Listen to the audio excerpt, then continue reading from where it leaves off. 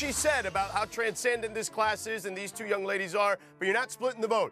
Angel Reese, in any other year, probably wins Rookie of the Year. Not this year. Caitlin Clark has proved to the rest of us that she is the best player in this rookie class. I don't care what comparisons you make. Both Angel Reese and Caitlin Clark deserve Rookie of the Year award. The pressure and weight of this season has forever changed the WNBA. Both rookies rose to the top and exceeded all our expectations. Lisa Leslie just dropped a bombshell that's got the WNBA world buzzing. Her suggestion to split the Rookie of the Year award between Angel Reese and Caitlin Clark, it's not just raising eyebrows, it's causing an all-out fan frenzy. But here's the kicker. The stats tell a whole different story. Ready to dive into the drama that's tearing the league apart? Before we move on, I'd like to ask you a small favor. If you appreciate this content, please take a second to like this video and subscribe to the channel. Over 98% of you watch the videos without subscribing. It costs you nothing, but it makes a huge difference to us. So, did you click the subscribe button? Great, thank you so much. Now, back to the video. As the dust settles from this WNBA bombshell, a closer look at the rookie's performance is raising eyebrows. Think high rebound numbers always mean a stellar player? You might want to hold that thought. There's more to this story than meets the eye, and it's got fans questioning everything. Let's break it down. Angel Reese just put up some numbers that look impressive at first glance: 17 points and 19 rebounds. Sounds like a monster game, right? But here's where things get interesting. Reese shot 6 of 16 from the field. That's not exactly setting the world on fire. Now, some folks are throwing around the term stat padding. Why? Well, Reese's Chicago Sky are sitting at a dismal 11-21 record. When your team's struggling that much, those big rebound numbers start to look a little different. Is Reese really dominating, or is she just cleaning up a lot of misses on a bad team? And Mabry comes up with the board. Long pass, perfect to Reese. She was unable to get it in. Reese spinning, and as the shot clock expires, the ball goes out of bounds and it belongs to New York. That's off all screen, so she's not getting any easy look. Reese, short, inside, Cardozo, and Reese both frustrated. Oh, and Teaspoon got teed up. But wait, there's another rookie in this story, and she's not just turning heads, she's spinning them like a basketball on her finger. Caitlin Clark isn't just good, she's in the MVP conversation. As a rookie, let that sink in for a second. Clark isn't just leading in one or two categories. She's at the top of almost every statistical leaderboard. We're talking points, assists, you name it. Fans and analysts alike are calling her a transformational player. That's not a term you throw around lightly in pro sports. So we've got Reese leading the league in rebounds and Clark leading in, well, almost everything else. But here's where it gets really interesting. Remember those rebounds Reese is grabbing? Turns out she's got the worst shooting percentage inside 6 feet in the entire league. You might be wondering, what does that mean? Well, it's raising some serious questions about the value of all those rebounds.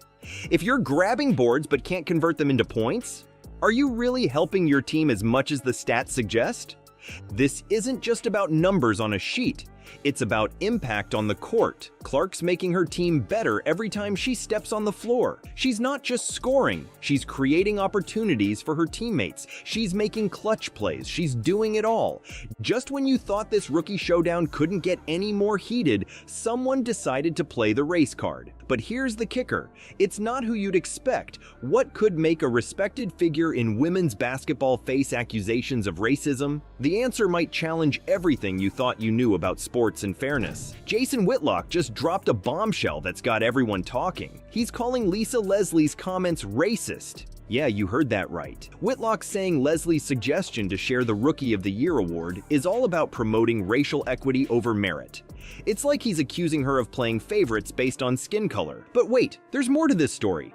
Is this really about race? Or is it about how we judge talent in sports? Some folks are saying Leslie's just trying to be inclusive, give everyone a fair shot. Others? They're not buying it. They're saying talent should speak for itself, no matter what color you are. You might be wondering what the fans think about all this. Well, they're not holding back. Social media's blowing up with people pushing back hard against Leslie's idea. They're saying awards should be based on performance alone, end of story.